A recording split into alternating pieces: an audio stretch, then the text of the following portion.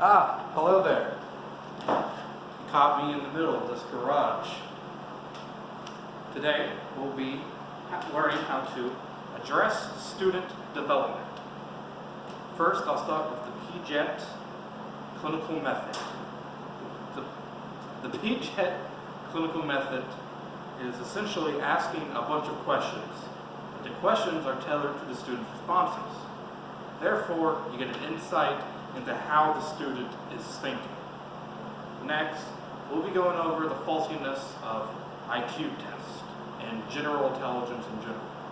Now, IQ tests, they can be an indicator of general intelligence, but not of full intelligence.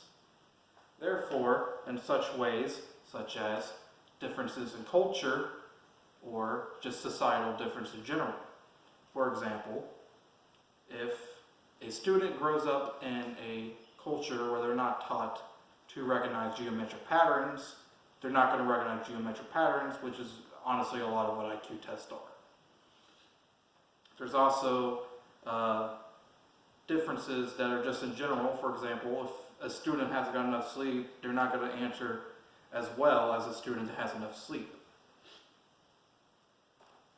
And there's different types of talents and giftedness that we need to evaluate to a certain more level than others. Those are, for example, they have a better vocabulary, they're even more social, they're able to relate problems more to prior subjects, such as, here's how the way it works with more talented and gifts. You individualize instruction. So therefore, instead of being a stream cut process where everybody has the same paper, you tailor the paper to certain instructions of what the student is gifted in or advanced in. You allow independence. Allowing independence lets the student grow without your help, which is what they'll need, because you're not going to help them forever. High goal setting. You want students to make their own goals, but you want them to reach that goal. And so therefore, they work from it from the bottom up. Public service projects. This is a unique one because you get to relate it to the student's actual life. For example, let's say a forestry project where they plant trees in a public park nearby, or something with like historical monuments, like local historical monuments. And now we get on to the delays. Delays are students who either have a genetic problem, problem caused by their genetics, or they're not having a stimulated enough environment, or a manner of other problems.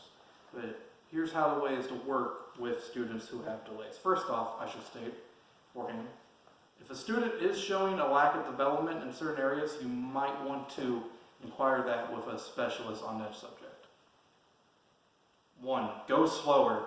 Generally, if you try to go to a normal pace or even a faster pace, these students won't be able to catch up, generally. So it's easier if you speak in a slower pace, go everything slower so they can be able to fully process the information.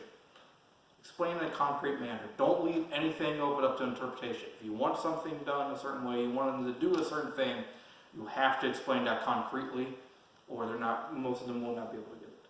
Explicit guidance. Same with a concrete manner. You want something done a certain way, you want them to do a certain way, tell them to do it that way. Encourage independent self-reliance. Now, this kind of is like a contradiction to the previous statements, but the ultimate goal is that you want these students, even with their delayed development, you want them to be able to work by themselves. So you want to encourage independence and self-reliance. I think an example in the book of encouraging independence is teaching students to use a calculator so they're able to calculate things in their personal life, so they were able to more rely on themselves. Now we'll be learning how to teach or foster in all students. Encouraging play and physical activity. There is a book and I'm not entirely sure who it's by, but I believe it's by a Danish psychologist called Homo Ludens, which translates to same play, and it is the anthropological theory that play is what ultimately leads to more human developments than academia. And I think it's important that I included the word play and physical activity because play tends to be more of a infant word, and we don't want to say, oh, those 16, 17-year-olds are playing, but I believe it is important that they also physically interact, so they'll be able to learn physically. Lessons from previous generations. The more things change, the more they stay the same. And I think it's important that students are able to gather information that has always been there and will be there forever, and they will teach it themselves. Concrete objects and activities. Now this is more for elementary, but in elementary students, they tend not to think more in abstract manners. So you want to keep everything in a concrete manner. You want it to relate to something that is real. The objective is real, in a sense. Now, when you get into more middle school and high school, you can get a bit more abstract in thinking and reasoning, but you want to keep it more, you still want to relate it to concrete objectives or concrete physical interactable things that they can actually not physically interact with in most cases, but can see. Okay, discovery learning and inquiry learning. Now, discovery learning is learning through interaction. You're essentially, discovering. Inquiry is examination of new data and interpreting from that new data.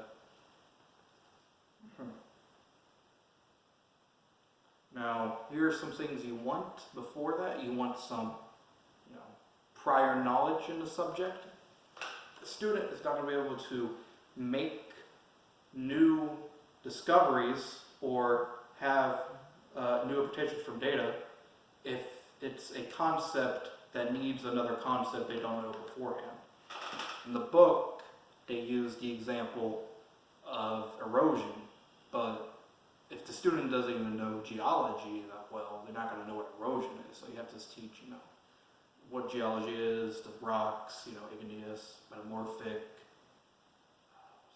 What's the third one? I don't even. Okay, that's not important. What is important, though, is that you also want to arouse curiosity. For example, the old Coke and Diet Coke floating in water. If a student doesn't know that, you want them to find out why, and you show them, but you don't tell them. You let them figure it out through research and such. But you also want to structure and guide it. Because if you let them go off willy-nilly, they might not reach the conclusion that you want them to reach. For example, what I said with the Coke and Diet Coke has to do with their density. But if you don't guide them to that, they're not going to be able to make that, generally. Always with the generalities. You'll have students record findings. This lets them go back on information they've already learned and be able to build off of that. You want to relate subject to finding of study. If you're doing something with economics, you are related to economics. Like, for example, supply and demand. You can do it with how weather affects the harvesting season of certain crops, for example. And you relate that to how would that affect the supply and demand of said crop. Scaffolding. All right, scaffolding is essentially it is more and less guidance. You want to guide students early in their assignment. You don't want to help them all the way. You don't want to hold their hands. But you do want them to reach a goal.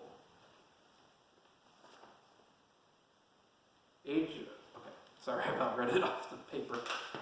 You also want them to interact with adult things.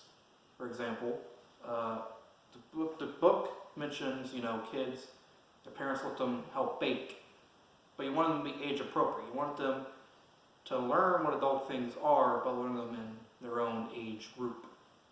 And finally, and I think it's the most important, you want to be optimistic. You want to believe that those kids can learn. It doesn't matter if it's a cultural thing, it's a societal thing, a racial thing, gender thing, political thing, all sorts of isms we could put here.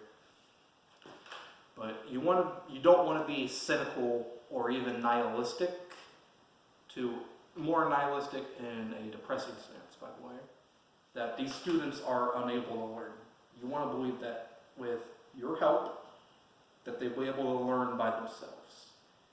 And that was a video about how students, I forgot to call it a video, addressing student development.